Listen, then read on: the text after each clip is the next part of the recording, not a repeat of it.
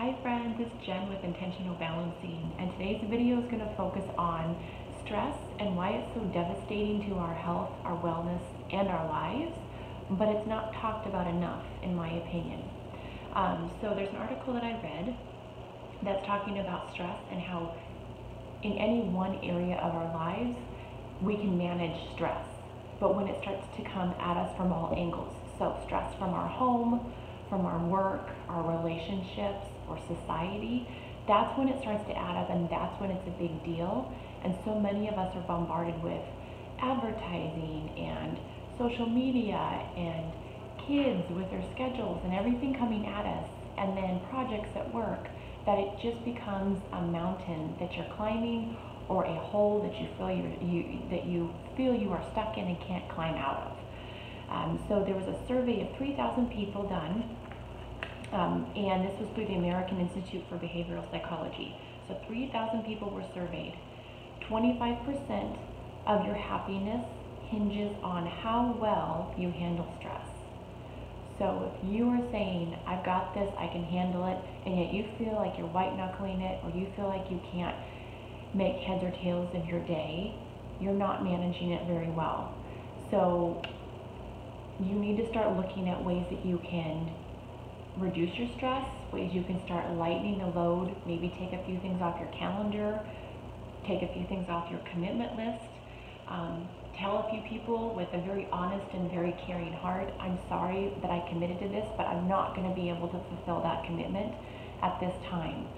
And it's amazing how just saying that sometimes takes the weight off of what you feel you have to accomplish in a day or a week or a month.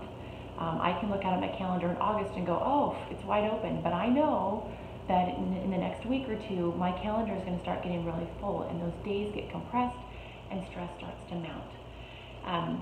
Most important part of that survey that they did for the 25%, the 3,000 people, and the 25% of happiness hinges on how well you handle stress.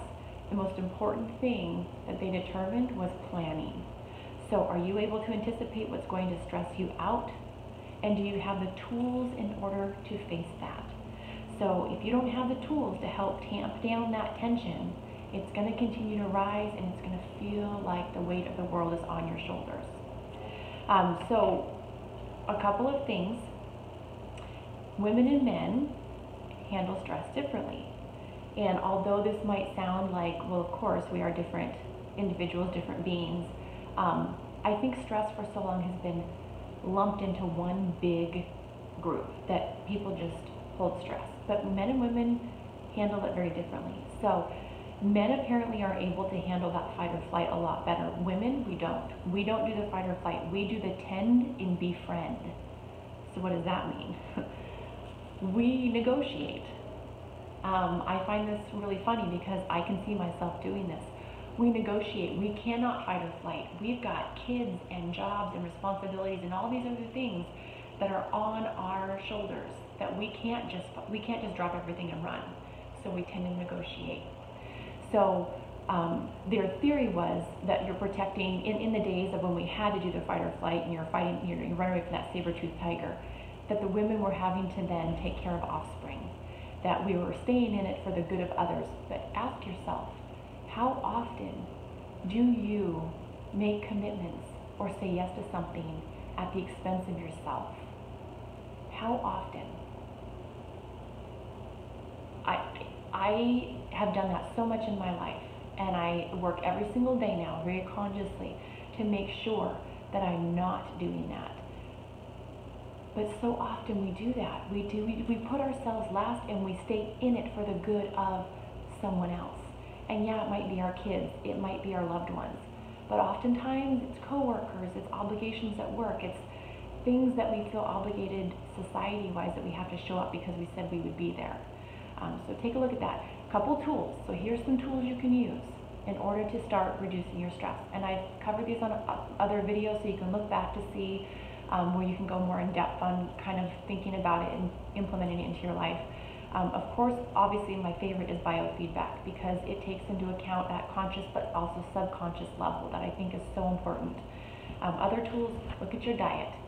we cannot be at our best, and in fact our stress increases when we have a really crappy diet. So are you eating healthy? Are you getting enough hydration? Are you getting enough sleep? That is so important. If you are up and you're messaging or texting or posting on social media at 1 a.m., you're not getting a good night's sleep. If you're finding you can't fall asleep and you're tossing and turning until midnight, 1 o'clock in the morning, that's not good either. If your mind is racing and keeping you up, that's not good. Are you getting enough exercise? And sometimes getting enough exercise will help you get to bed, help you be tired, help you fall asleep faster. So that's really important. And then just relaxing. Carve out time in your day to relax. Even if you take your lunch and you just stare outside at the trees or the traffic or the whatever, take that time to just unwind, unplug, and give yourself a little room to relax. So I hope you found this helpful. Comment below. Let me know if this resonated with you.